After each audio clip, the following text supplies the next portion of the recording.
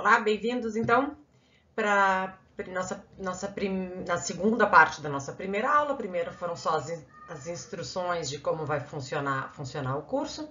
E essa primeira aula vai ser a única aula na qual vocês não terão exercícios depois da aula, mas ela é bastante importante como uma introdução para o que a gente está fazendo, e eu vou ao longo do curso em diferentes momentos chamar atenção, voltar para alguns dos pontos que eu quero introduzir aqui.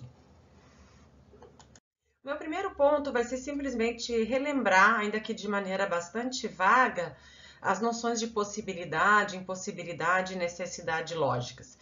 Quem fez a análise e argumentação com certeza já viu alguma coisa dessas noções, e como eu disse nas instruções, é interessante para todo mundo rever, e para quem não viu, ver os exercícios de revisão alguns exercícios de revisão desse conteúdo que vocês têm no final do material. Então aqui eu vou simplesmente retomar rapidamente alguns pontos para dar o quadro do que a gente vai estudar. Vamos considerar que eu tivesse esse conjunto de afirmações aqui. Leonard Cohen nasceu em 1934. Leonard Cohen foi poeta, compositor e cantor. Leonard Cohen viveu em Nova York.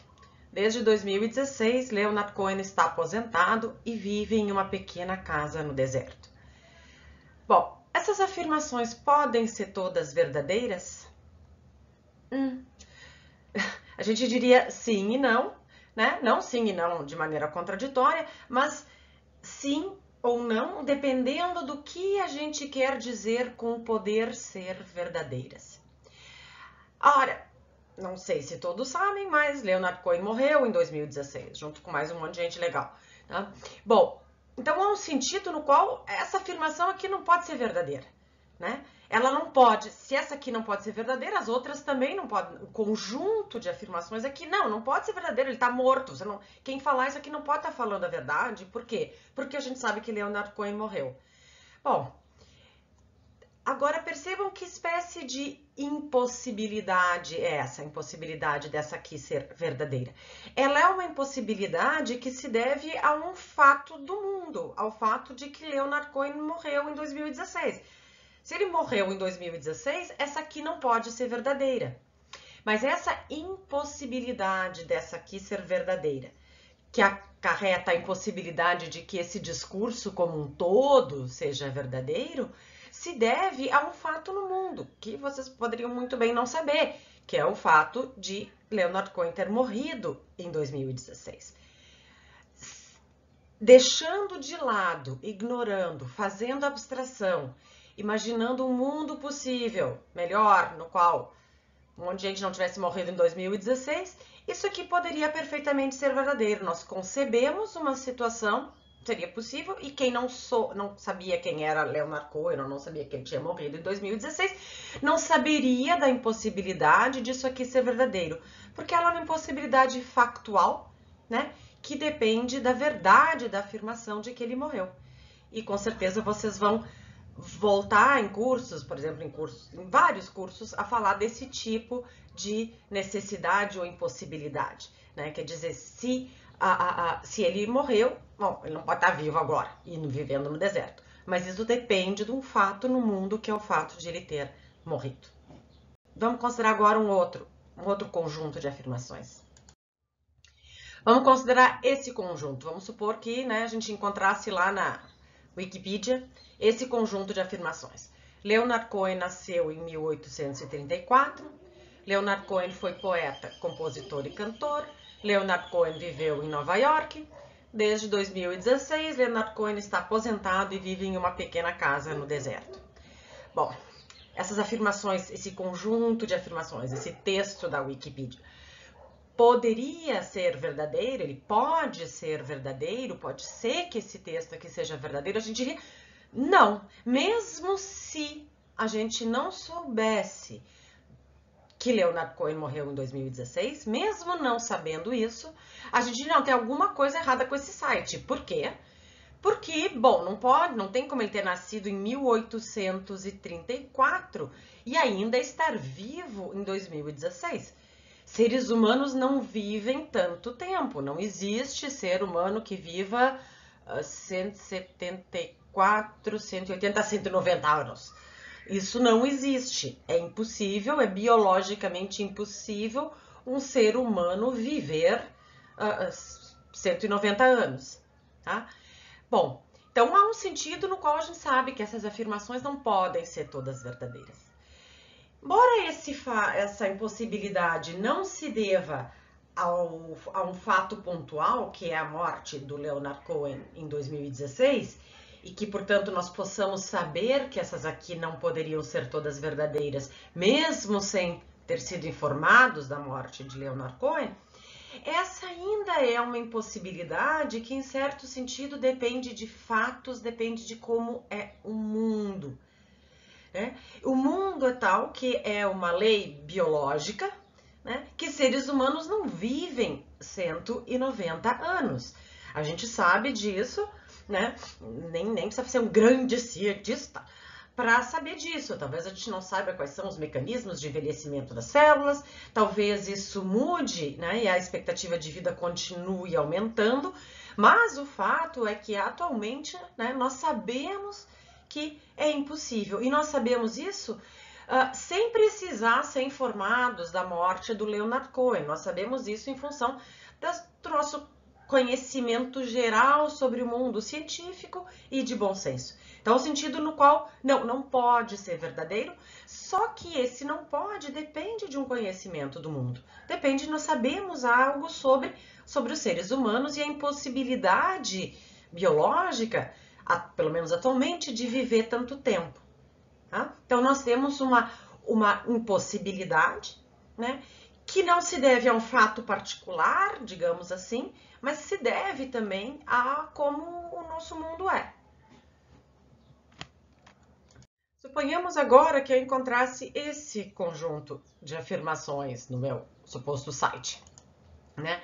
Leonard Cohen é um ser humano, seres humanos não vivem mais de 150 anos, Leonard Cohen nasceu em 1834, Leonard Cohen foi poeta, compositor e cantor, Leonard Cohen viveu em Nova York. Desde 2016, Leonard Cohen está aposentado e vive em uma pequena casa do deserto. O que ocorre agora? Né? Se Leonard Cohen é um ser humano, seres humanos não vivem mais de 150 anos e ele nasceu em 1834, é impossível que ele viva hoje no deserto ou qualquer momento depois de 2016. Né? Ou, na verdade, em qualquer momento depois de 1984. Tá? Bom, e qual é essa impossibilidade? Ela é diferente das outras, né? Por quê? Porque, bom, eu consigo pensar em mundos imaginários onde as pessoas vivem mais de 150 anos. Vai que o Leonard Cohen foi para Xanadu, né? Então, nós concebemos, nós imaginamos mundos possíveis onde o Leonard Cohen poderia estar vivendo no deserto, né? Voltou do Himalaia e foi para o deserto. Tá? Bom, no entanto, se eu considerar esse conjunto aqui, nós não conseguimos conceber uma situação possível na qual todas essas fossem verdadeiras. Claro, nós concebemos um mundo possível onde seres humanos vivem mais de 50 anos, mas aí essa aqui seria falsa nesse nosso mundo imaginário. Nós conseguimos imaginar mundos possíveis onde Leonard Cohen é uma daquelas tartarugas que vivem sei lá quanto tempo, né? Mas aí essa afirmação, essa primeira aqui seria falsa. Nós conseguimos imaginar mundos possíveis nas quais nós não estamos em 2016, mas aí essa aqui não seria mais verdadeira, tá?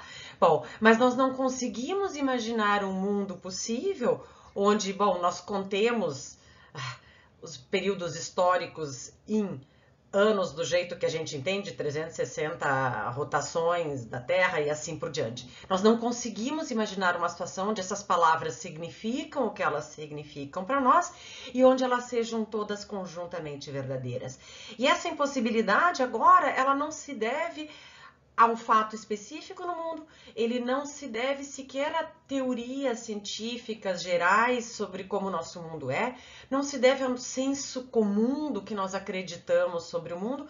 Essa impossibilidade parece dever-se, a gente tentaria dizer, não, é uma impossibilidade de pensar o contrário. Eu não consigo conceber uma situação na qual o mundo, na qual essas todas fossem verdadeiras.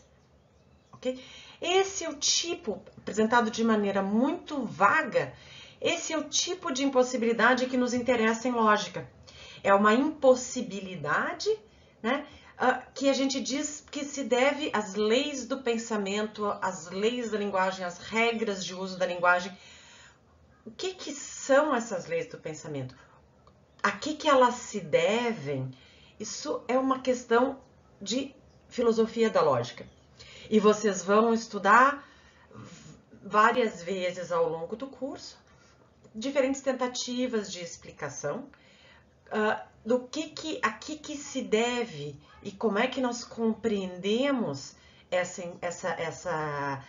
impossibilidade, né? Então, vocês vão ao longo do curso, vai aparecer em vários autores, em várias disciplinas, né? Não vai ser o nosso ponto aqui de procurar teorias que expliquem essa impossibilidade. Eu vou me contentar aqui em ter caracterizado esse tipo de impossibilidade, né? E vou me contentar com as expressões vagas de dizer que ela é uma impossibilidade que se deve ao pensamento, às condições de conceptibilidade. A gente vai avançar um pouquinho mais numa resposta, uma caracterização mínima disso, mas ainda vai permanecer vago. O que me interessa, então, por enquanto, é ter caracterizado esse tipo de impossibilidade, chamado de impossibilidade lógica, que é diferente da impossibilidade factual, né? É impossível que eu esteja em pé se eu estou falando aqui sentada, mas essa é uma impossibilidade que se deve ao fato de eu estar sentado. É impossível que eu atravesse paredes, mas essa é uma impossibilidade física. Agora, é impossível que eu esteja em pé e sentada ao mesmo tempo. Essa não é uma impossibilidade que depende do mundo. Ela parece depender simplesmente do pensamento, do que é pensar em estar sentado e em estar em pé. E é esse tipo de impossibilidade, né? E ainda, para falar a verdade, algumas mais estritas ainda, que vão nos interessar. Vamos avançar um pouquinho mais nisso. Vamos considerar agora uma outra utilização da nossa linguagem, que não consiste em simplesmente fazer um conjunto de afirmações, né? Vamos considerar isso aqui. Nenhum ser humano vive mais de 100 anos. Estamos em 2021. Leonard Cohen é um ser humano e nasceu em 1834. Logo, Leonard Cohen já morreu. Qual é a característica disso aqui? Eu tenho um conjunto de afirmações, eu tenho 4 afirmações aqui, né? Uma afirmação evidentemente composta de 2, né? As outras também, a composição é mais complexa, vamos deixar de lado. Mas enfim, eu tenho uma série de afirmações, mas eu não tenho simplesmente uma lista, um conjunto de afirmações. Essa palavrinha aqui marca que o que está sendo oferecido aqui é um argumento, né? E vocês devem ter visto alguma coisa sobre isso, quem fez a análise e argumentação, tá? Quer dizer, qual é a ideia aqui? Essa palavrinha indica a pretensão de que essa afirmação aqui, Leonard Cohen já morreu, esteja apoiada, embasada nessas 3 aqui, né? Uma outra maneira que a gente pode dizer, deixando de lado complicações, que talvez vocês já tenham visto, se não vão ver, a gente pode dizer que essa aqui é inferida, né? Das três primeiras. Se vocês quiserem aula assíncrona, me coloquem a questão, a gente conversa um pouco mais sobre a relação entre inferir e argumentar.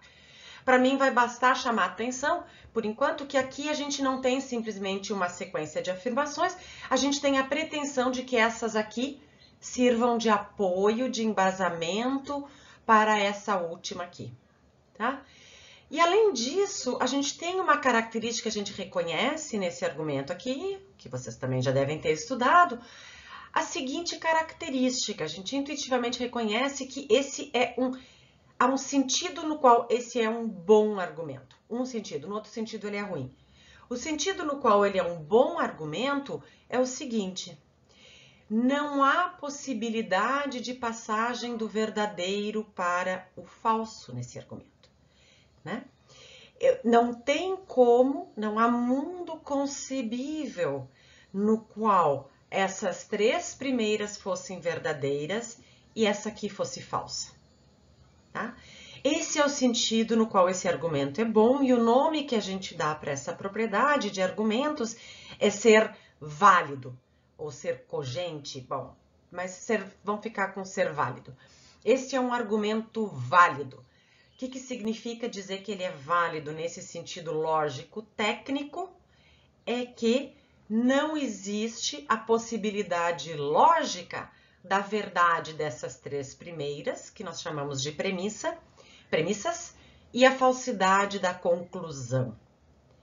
Há um sentido no qual esse argumento é ruim. Qual é o sentido no qual esse argumento é ruim? É falso que nenhum ser humano vive mais de 100 anos. Isso não, factualmente, isso é falso. Nós sabemos que há seres que vivem mais de 100 anos, né? É verdadeiro que nós estamos em 2021, tudo bem? Por outro lado, é falso que Leonard Cohen nasceu em 1834. Então, há um sentido no qual esse argumento é ruim. Qual é o sentido? Essas afirmações aqui, essas três premissas, esses três pontos de partida, não são um bom apoio para a conclusão. Mas qual é a razão pela qual eles não são um bom apoio para a conclusão? A razão pela qual eles não são um bom apoio para a conclusão é porque eles são porque eles são falsos, eles não são verdadeiros. Apesar disso, né, o argumento é bom em um outro sentido. Qual sentido? O sentido no qual, se essas premissas fossem verdadeiras, a conclusão não poderia ser falsa. Qual é o sentido desse poderia? É esse que eu disse de maneira vaga, né? Não há mundo concebível, pensável, na qual essas três coisas aqui fossem verdadeiras e essa aqui fosse falsa. O que vai nos interessar em lógica? Não vai nos interessar em lógica estudar se afirmações são verdadeiras ou falsas. O que nos interessa estudar em lógica é essas estruturas de raciocínio, digamos assim, né, que são boas nesse sentido preciso, né, de me assegurarem uma estrutura que não me permite passar do verdadeiro para o falso. Se a aplicação dessa estrutura vai ser boa e me dará garantia da conclusão, vai depender ainda de uma outra coisa, que é a verdade do meu ponto de partida, tá? Mas a estrutura, o que nos interessa é procurar identificar, compreender, analisar estruturas de raciocínio que tenham essa propriedade, né, de ser inconcebível a verdade do ponto de partida e a falsidade da conclusão. É esse aspecto de argumentos que vai nos interessar em lógica, tá? Mais uma vez, não vai nos interessar aqui nesse curso procurar compreender a que se deve essa impossibilidade de passar do verdadeiro para o falso, ou pelo menos não vai ser o nosso ponto central, tá? Um pouco a gente vai falar sobre isso, mas vamos avançando, tá? Eu só quero deixar claro que a natureza dessa impossibilidade, um pouquinho a gente vai compreender estudando o que a gente vai fazer, mas esse é um ponto central para a filosofia da lógica e não para o curso de lógica. Vamos ver agora o que acontece com esses... Vamos analisar dois argumentos, né? O que a gente tem esse primeiro argumento? Toda ação visa a um fim. João estudou e Pedro brincou. Logo, João e Pedro fizeram ações diferentes visando o mesmo fim. Bom, Qualquer um reconhece que esse aqui, a gente diria, ó, independente de saber se João estudou e João brincou, independente de saber se toda ação visa um fim, ou se a gente pode simplesmente fazer alguma coisa sem nenhum fim, né? Independente da discussão sobre se essas afirmações são verdadeiras ou não, nós temos a intuição de que esse aqui não é um bom argumento. Mesmo aceitando que estudar e brincar seja um fim, mesmo aceitando que João tenha estudado e Pedro tenha brincado, mesmo aceitando que toda ação vise a um fim, nós diríamos, não, esse aqui tem alguma coisa errada com esse argumento, tá? Esse aqui não é uma estrutura que me assegure a impossibilidade de passar do verdadeiro para o falso. Já se a gente considera esse outro argumento aqui, toda ação visa a um fim. João estudou e Pedro brincou, aceitando que estudar e brincar sejam ações, sejam atividades, né? Nós temos a conclusão irrecusável que logo tanto João quanto Pedro visavam a algum fim, né? Essa aqui a gente não tem como recusar. Bom, o que vai nos interessar nesse curso vai ser uma técnica, aprender uma técnica de procurar representar mais facilmente que estrutura eu tenho aqui que eu não tenho aqui. Tá? O que a gente vai é estudar uma técnica que se chama lógica formal, que vai pretender, através de certos símbolos, nos treinar, reconhecer e representar certas estruturas que nós intuitivamente dizendo, ó, aqui tem uma estrutura de pensamento que não me permite passar do verdadeiro para o falso. Pode ser que essa afirmação seja falsa, pode ser que João não tenha estudado, pode ser que Pedro não tenha brincado, então é perfeitamente possível que essa conclusão seja falsa. Mas nós temos aqui essa característica de que, em função simplesmente de uma certa, isso que eu estou chamando de modo vago, de estrutura de raciocínio, né, não poderia acontecer que aqui fosse verdadeiro e isso seja falso. E mais do que isso, né, isso não parece depender sequer de eu estar falando de João. Depende de estudar ser uma ação, uma atividade, mas não depende de quem é João, não depende... Por isso que eu estou falando em estrutura, embora aqui a questão já envolveria problemas de discussão, mas eu vou deixar de lado, tá? Mas eu queria que vocês guardassem essa ideia, né? A gente diria, olha, aqui tem uma estrutura, né, peculiar, uma estrutura na qual, se essas duas forem verdadeiras, essa aqui não poderia ser falsa, tá? Aqui eu tenho uma estrutura que me permite passar do verdadeiro para o falso. Bom, o que a gente vai aprender é uma técnica para treinar a representação de algumas dessas estruturas, as mais simples, né? Não as mais simples, uma bem simplesinha, outra ainda bem simples, mas um pouquinho mais complexa. Então, treinar a representação e o reconhecimento de algumas dessas estruturas. É isso que a gente vai estudar. Eu vou trazer aqui um último exemplo, tá? Para o qual a gente deve voltar bem mais adiante no curso. Vamos considerar um argumento ainda relativamente simples, mas um pouquinho mais complexo que o anterior. Vamos considerar esse conjunto de afirmações. Nada no mundo existe sem ser causado por alguma outra coisa. Se uma coisa qualquer, A, é causa de uma coisa qualquer, B, e B é causa de uma coisa qualquer, C, então A é causa de C. Ou seja, essa afirmação aqui está dizendo que a relação de causalidade é transitiva, né? Se A é causa de B e B é causa de C, então A é causa de C, e A, B e C são coisas quaisquer, né? Não vale para uma específica, né? Tá falando qualquer três coisas que aconteceram no mundo. Se a primeira causou a segunda e a segunda causou a terceira, a gente diz que a primeira causou a terceira, indiretamente, mas causou. Mas essa afirmação, existem coisas no mundo. O que eu vou ter como conclusão? Logo, algo no mundo foi causado por alguma coisa fora do mundo, tá? Esse aqui é um argumento válido, tá? E bastante usado em filosofia. De novo, a gente pode voltar a isso, mas eu não quero voltar para esse argumento na aula síncrona, agora no início do curso. No final, eu quero que a gente volte e converse sobre ele. Esse é um argumento que a gente vai aprender, uma técnica para representar ele e deixar de maneira...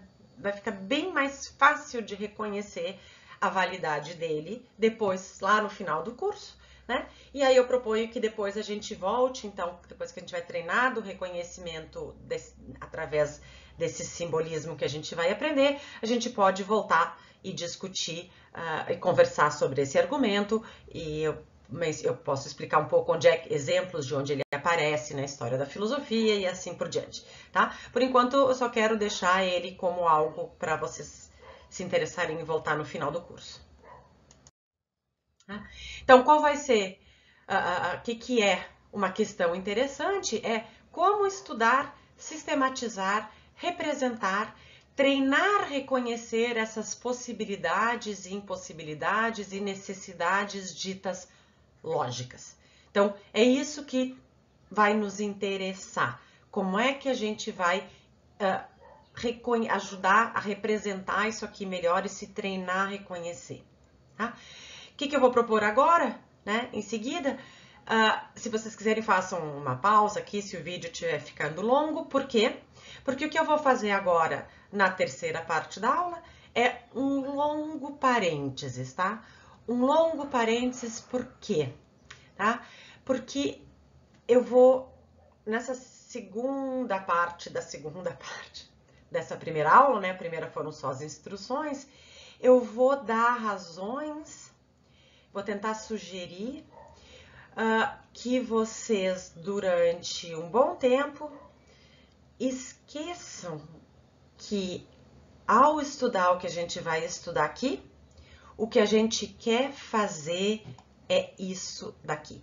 Eu quero que vocês guardem no final não, atrás, na cabeça de vocês, numa caixinha, que o que a gente vai estar interessado é em estudar, sistematizar, representar e treinar, reconhecer possibilidades, impossibilidades e necessidades lógicas. Mas eu quero que vocês guardem isso num lugarzinho e deixem quietinho, enquanto a gente, num primeiro momento, aprende a técnica, tá? E eu vou tentar, na próxima parte, né, tentar indicar por que vocês podem fazer isso, tá? E ao indicar isso, eu vou chamar atenção para uma série de aspectos que depois, quando a gente for retomando a relação do que a gente vai estudar com essas possibilidades, impossibilidades e necessidades ditas lógicas, eu vou ficar retomando e voltando a esses aspectos. Então, uma pequena pausa, voltem quando vocês quiserem e a gente continua. Eu vou motivar a abertura do parênteses.